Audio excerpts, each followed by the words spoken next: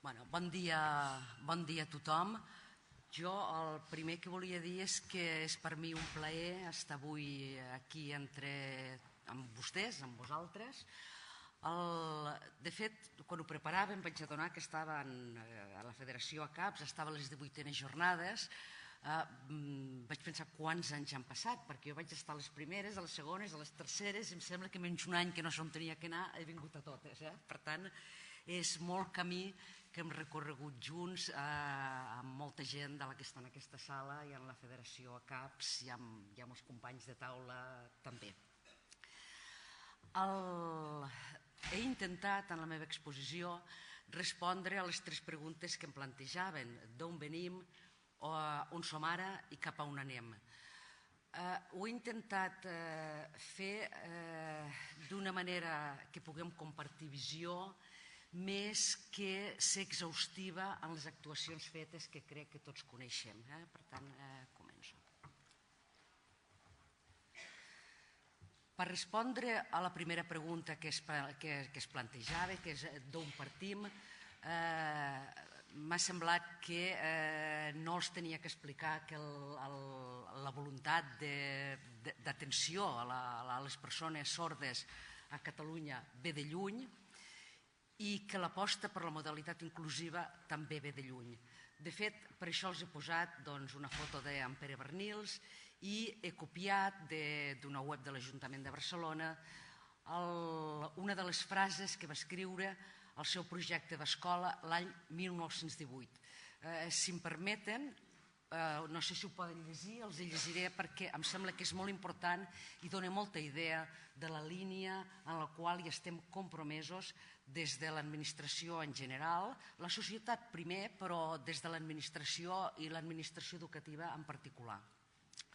Diu, parla del mètode que s'ha de seguir. És el moment en què estan separant. A Barcelona havia una escola on anaven els discapacitats, els deficients que deien en aquell moment, i els sords tots junts. Es decideix, és el moment que es fa una escola especial, però sol per sords. En quant al mètode, en Pere Bernils escriu: acceptat i consolidat ja arreu del món, sobretot a partir de la famosa data del Congrés Internacional de Milà, del 1880, l'ensenyament oral dels sords muts, no cal dir que la nostra escola, que ja des dels seus inicis s'ha fet així mateix una fidel conreadora i persistirà convençudament addicta. Car és evident que si els educandes han entrat muts a la institució, han d'esdevenir parlants en ella per poder reintegrar-se al comerç dels homes, dignament i en peu d'igualtat, posat que, com millor i més clara i més lúcida sigui l'expressió oral que els hagin imbuït els mestres, millor i més fàcilment s'acordaran aquests a la nova vida coneguda fins a llavors. Podríem dir únicament en sombres fugaces o fugacíssimes, perdoneu, és que no llegia la paraula. Bé, no hi ha més, dir això, que l'aposta és decidida. A partir d'aquí hi ha hagut moltes actuacions, des de saber que els sords no havia cap necessitat que estiguessin en una escola d'educació especial, apostar clarament per l'oralisme, des del Departament d'Ensenyament treballar per la inclusió, incrementar el nombre de professionals i, per tant, jo diria que en aquest moment, si parlem d'on estem, doncs la progressió és aquesta. Com saben vostès, aquesta és la imatge del llibre de la Marta Capdevila, del conte, amb dos sords profuns, però sentim i parlem. El que he posat a la dreta, a la meva dreta i a la seva dreta, són 2 imatges capturades de la web, de la pàgina de l'Escola Taber. He vist la directora, ara no la veig perquè està tot molt fosc aquí i no els veig bé. Ho havia fet sense demanar l'autorització, me l'ha trobada aquí, li he dit agafar les vostres imatges i m'ha dit encantada. Crec que aquestes imatges simbolitzen millor que qualsevol paraules que pugui dir l'aposta clara que s'ha fet a tot el món, però a Catalunya, ara parlem de Catalunya, per l'educació de les persones sordes i que l'esforç que estem fent, al meu entendre, ara els intentaré demostrar amb números, doncs està tenint bons resultats i que, tot i que tenim molt camí a recórrer, molt a millorar, doncs podem dir que és un dels àmbits de l'educació amb els quals estem tenint un èxit molt raonable. On estem, doncs? Per recollir actuacions recents del 2010, no he anat més endarrere, persones que veig aquí van participar en l'elaboració d'aquest protocol i jo mateixa també hi vaig estar, l'escreening universal dels infants en el moment, o dels neonats, està implantat a Catalunya. És cert que ens ha costat més que d'altres comunitats, ens queixàvem molt que no el teníem, però des del 2010 s'està realitzant a totes les criatures que neixen. Això és un gran avenç amb el tema de cribatge i d'atenció i de detecció primerenca, que no és del Departament d'Ensenyament, correspon al Departament de Salut la implantació, però em semblava bo recollir-ho com un dels elements claus de millora en l'atenció a les persones sordes. Tenim també del mateix 2010 la resolució 749 de l'agost, no del juliol, del 15 de juliol del 2010, sobre les mesures per garantir l'aprenentatge, l'educació i l'accessibilitat i l'ús del català a les persones sordes oralistes. Ja ho tenim contemplat a la llei, ja tenim, la LEC ja diu que la llei d'educació catalana ja mostra aquest respecte, ja aposta per una escola per a tots els alumnes, però aquesta resolució certament va ser motiu de gran satisfacció per les persones, pels familiars i per les persones sordes, i la veritat és que també per nosaltres. On estem, jo crec que hi ha un altre element clau i important que té a veure amb els avanços de la tecnologia. No som el Departament d'Educació, no som el Departament de Salut que hem impulsat això, ha estat la societat, ha estat la recerca, però en aquest moment, amb els implants, amb els audiòfons, emissors de freqüència modulada, doncs hi ha hagut una evolució que era inimaginable o que jo no em podia imaginar fa 25 o 30 anys, quan vaig començar a treballar en aquest àmbit. No sabíem que totes aquestes anys estàvem amb els subacs, que hi ha molta gent que ho recordarà, amb els vibradors, i ens en sortíem, fèiem coses, però és que en aquest moment s'està facilitant molt tot el que és l'accessibilitat, que parlàveu abans, i això facilita molt l'educació i la comunicació de les persones amb discapacitat auditiva. Anem ara, centrem-nos en el departament breument. He posat números, vostès els poden veure. Jo, si volen, després puc deixar el PowerPoint perquè així no cal que prenguin nota i ho poden posar. Els he posat perquè compartim l'esforç que estem fent des de l'administració educativa, que és la nostra obligació, però l'estem fent per atendre bé a les persones amb problemes de comunicació i dins d'aquí especialment a les persones sordes. En aquest moment nosaltres tenim 10 credes, la majoria de vostès ja ho saben, un per cada servei territorial d'ensenyament, i aquí els professionals que hi ha són logopedes, psicòlegs i audioprotecistes. Els he posat el nombre que tenim de cada un d'aquests professionals, ja dic que això ho deixaré als organitzadors de la jornada perquè els hi puguin enviar, per tant, com sé que anem malament de temps, no em dedicaré ara a llegir números. Sí que poden comprovar que el que tenim més és logopedes i psicopedagogs i audioprotecistes menys, com és raonable perquè els logopedes són els responsables de l'atenció directa. Compartint tasca, però no tan especialitzada en logopèdia i fent més tasca de suport amb els temes de comunicació i llenguatge, a les escoles de primària hi tenim, ja ho veuen, 486 mestres d'audició i llenguatge i 68 en centres d'educació especial. Molts d'ells als centres d'educació especial de sords, que encara en tenim 3 a Catalunya i que per a alguns alumnes és una bona solució, i també en d'altres centres d'educació especial que no estan dedicats a sords. Ho anava a fer més simple, no sé si es llegirà, i volia posar números.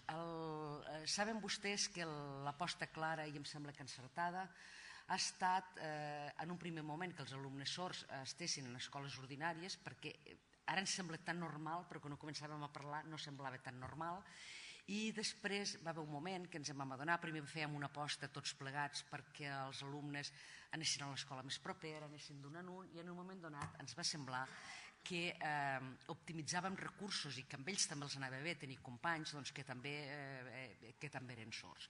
Va ser com vam començar a treballar amb el tema d'agrupaments, d'escoles d'agrupament.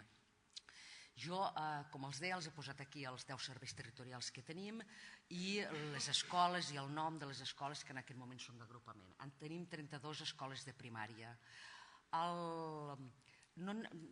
Necessitem alguna més, però no massa més. Primer, perquè hi ha molts alumnes sords que no hi ha cap necessitat per les seves característiques personals que vagin en una escola d'agrupament, i després perquè les escoles d'agrupament són fàcils de gestionar per part nostra i de les famílies en grans nuclis urbans, però més complicades en zones rurals. O sigui, de vegades si hi ha un nen sord que estaria molt bé que anés en 2 mesos, li has de fer 50 quilòmetres cada dia perquè és l'únic sord que hi ha en aquell poble, doncs no té massa sentit una escola d'agrupament. S'han de buscar altres estratègies de lleure i d'acompanyament i d'estar entre iguals.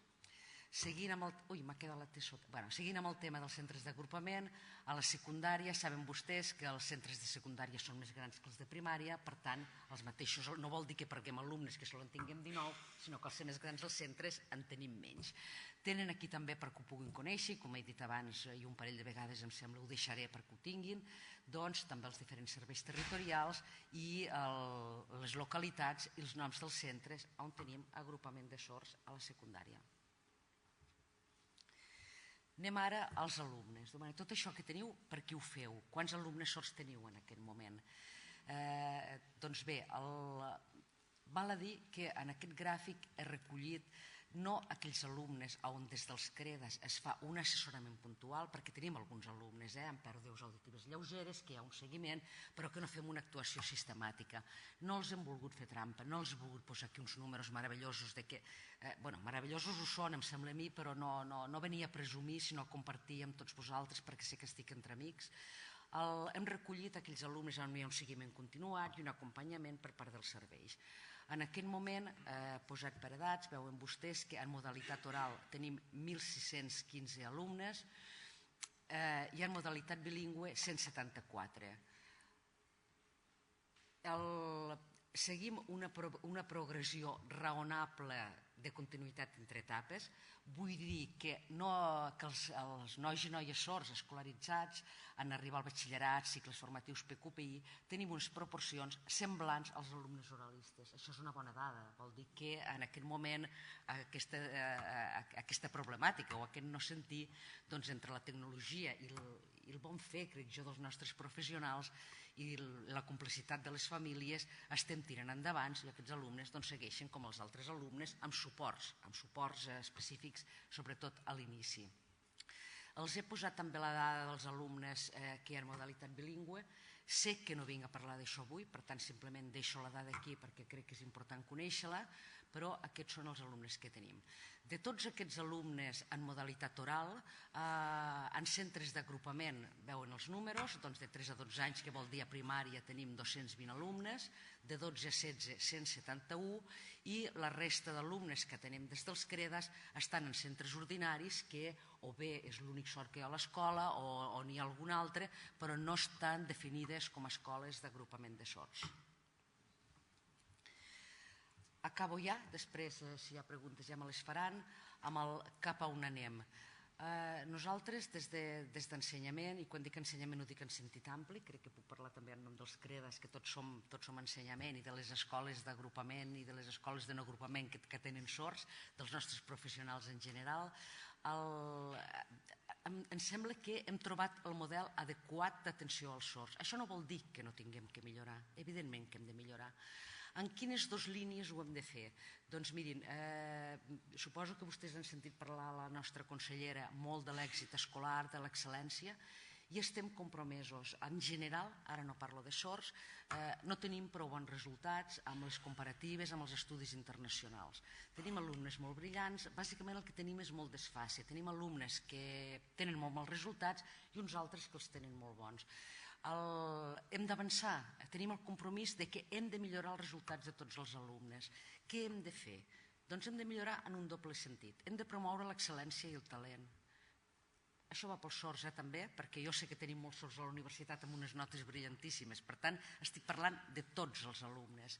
Hem de procurar que aquells que puguin tirin tant com puguin, que tinguin molt bons resultats, però no hem d'oblidar que el nostre deure i la nostra voluntat és que cap noi i cap noia es quedin darrere. Per tant, hem d'estirar de tots. Per nosaltres volem sortir bé les comparatives, volem que tots els alumnes vagin molt bé, però bàsicament el que volem és que els nens que entren petits a les nostres escoles i surten ja per anar a la universitat o per anar als cicles formatius o per la vida adulta, doncs hagin progressat, que cap d'ells es quedi aturat, que progressin com a persones